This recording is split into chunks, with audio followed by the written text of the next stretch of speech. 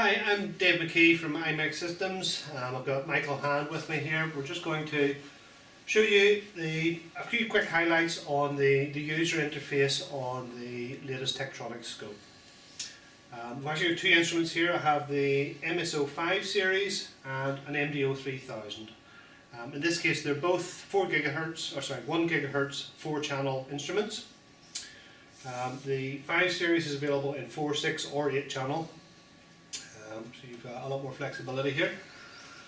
And immediately just looking at them side by side, you can see we've got a much bigger display. It's got a 15.6 inch touchscreen display. So in terms of the user interface, I can adjust my time base, my trigger level, my position, everything just directly off the screen, or I've got normal conventional scope controls. The MDO3000, you have four channels, 4 vertical controls, 1 per channel. On the MSO5, we have a multiplex control, but it's color coded to tell us kind of which channel is active or which control is active. So if I press channel 3, the controls become red, channel 1, etc. So it's just making best use of the real estate on the front of the machine. Another kind of key difference, here you can see we've got 2 signals set and they're scaled to fit on the screen and let us see them relative to one another. Something similar looking on the MSO, but it's actually done in a completely different way. We've got 2 modes of display on this instrument. We can have overlaid display, which is what a conventional instrument would give you, where we can position these 2 waveforms and scale them. The problem with doing that is once you scale the instrument down, or the waveform down, you've got much poorer dynamic range. You aren't getting the full use of your A to D converter. To get full dynamic range, you need to fill the screen with the waveform. So here we have a new mode, stacked, where it essentially gives 2 screens, or in the case of this, 3, 4, up to 8 screens, depending on the number of channels that are active.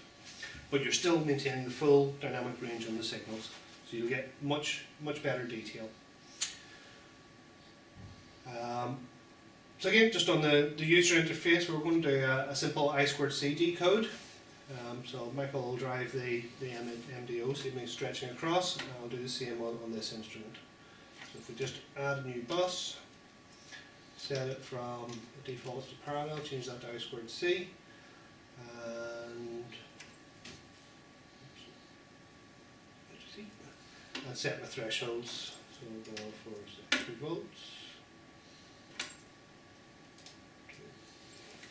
And that should be exactly the same on the other instrument. Where are you going? Time base down. Okay. So just to have something comparable, probably 1 millisecond, 2 milliseconds. Okay. So there's 2 milliseconds per division, just to have kind of something comparable on the screen.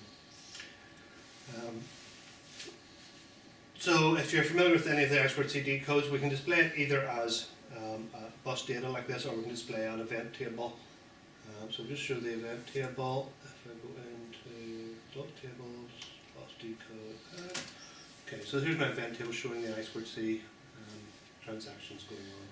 Something similar on the MDO3000.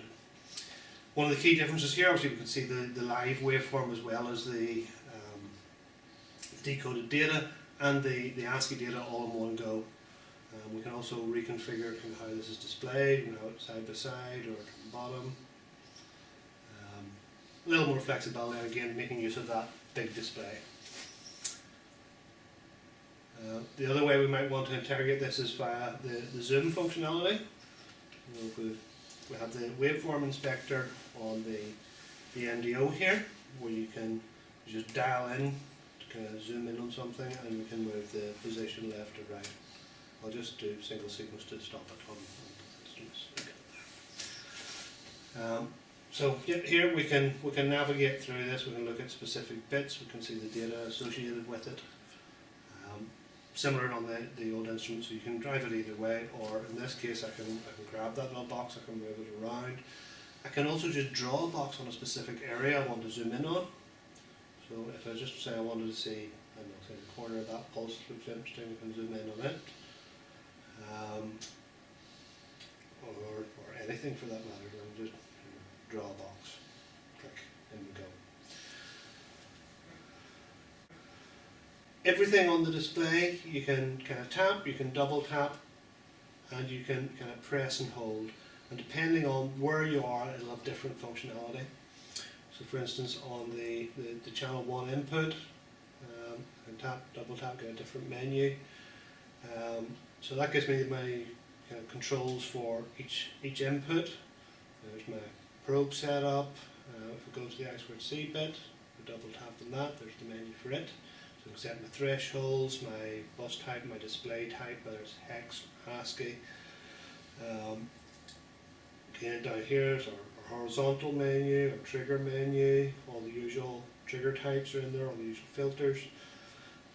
So similar functionality, different user interface,